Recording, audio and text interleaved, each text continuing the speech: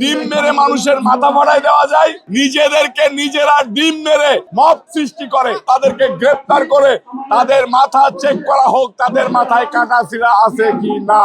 ওর কথায় বিএনপি মির্জা আব্বাসকে বহিষ্কার করবে, এটাকে মাওবাড়ির আবদার। চাঁদাবাজরা নিজেদের দোষ ঢাকার জন্য অন্যদেরকে চাঁদাবাজ বলে। কারা চাঁদাবাজি করতে চায় এটা বাংলাদেশের মানুষ জানে। এটাকে যদি আপনারা বড় সমাবেশ বলেন তাহলে আমরা মনে করব যে আপনারা সমাবেশ কম দেখেন। সমাবেশ বিএনপির ভারপ্রাপ্ত চেয়ারম্যান জনাব তারেক রহমান সাহেব যেখানে যাচ্ছে সেখানে জনসমুদ্র হয়ে যাচ্ছে, বিএনপির প্রার্থীরা যেখানে যাচ্ছে সেখানে জনসমুদ্র হয়ে যাচ্ছে। মির্জা আব্বাস ঢাকা ৮ আসনের ক্যান্ডিডেট, উনি বলেছে আমি একটা মিছিল করব, উনি এখনো স্পটে আসে নাই, কিন্তু হাজার হাজার লোকের লোকারণ্য হয়ে গিয়েছে। আপনারা ইতিমধ্যে দেখেছেন অন্য অন্য দলের প্রার্থীরা যেখানে যায় ৫-১০ জন লোক পায় না, রাস্তার ফুটপাতে দাঁড়িয়ে নিজেদেরকে নিজেরা ডিম মেরে মব সৃষ্টি করে।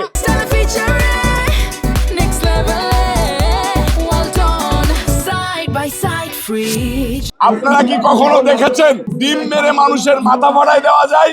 আমার কাছে ইনফরমেশন আছে, রং লাগিয়ে মাথায় ব্যান্ডেজ করে ঘুরে বেড়াচ্ছে।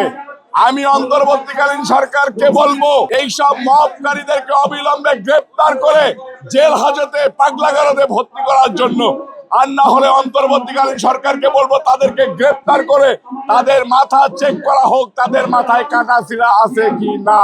মির্জা আব্বাসের যে কয়জন কর্মচারী আছে ওর দলে সেই কয়জন নেতা কর্মী নাই। ওর কথায় বিএনপি মির্জা আব্বাসকে বহিষ্কার করবে, এটাকে মাওবাড়ির আবদার। এসব পাগল নেশাখোর মবকারী এদের কথা আমলে নেওয়ার মতো বিএনপির নেতা কর্মীদের সময় নেই।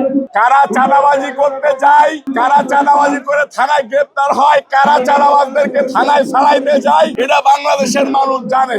চাঁদাবাজরা নিজেদের দোষ ঢাকার জন্য অন্যদেরকে চাঁদাবাজ বলে। এই অন্তর্বর্তীকালীন সরকারের শেল্টারে এনসিপি যে পরিমাণ চাঁদাবাজি করেছে, এদেরকে অবিলম্বে দুদকের মধ্য দিয়ে ধরে এনে এদের ব্যাংক হিসাবগুলা যাচাই বাছাই করা দরকার। এদের মদত দিচ্ছে এই জামাত শিবির এবং এনসিপির মদত দিচ্ছে অন্তর্বর্তীকালীন সরকারের প্রধান নিজে। আমার কাছে সুস্পষ্ট ইনফরমেশন আছে, ইরা নীলক্ষেতের মতো ব্যালট পেপার ছাপিয়েছেন।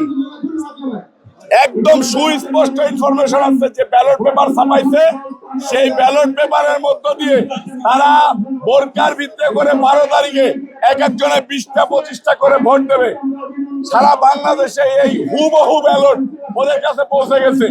ব্যালট পেপারে, সরকারের ব্যালট পেপারে নাম থাকবে যে কোন প্রিন্ট থেকে ছাপা হয়েছে, ওরা সেটা জেনে সেই প্রিন্টের নাম দিয়ে একইভাবে মনে করেন একজন ডুপ্লিকেট ব্যালট পেপার সেম স্টাইলে ছাপায়ে সারা বাংলাদেশে এটা দিয়ে দিচ্ছে। এই কারণে তারা কনফিডেন্স পাচ্ছে যে আমরা তো জাল ভোটের মধ্য দিয়ে সরকার ক্ষমতায় করে চলে আসতেছি। এখন মব সৃষ্টি করে যতটুকু আলোচনায় থাকা যায়। ধন্যবাদ।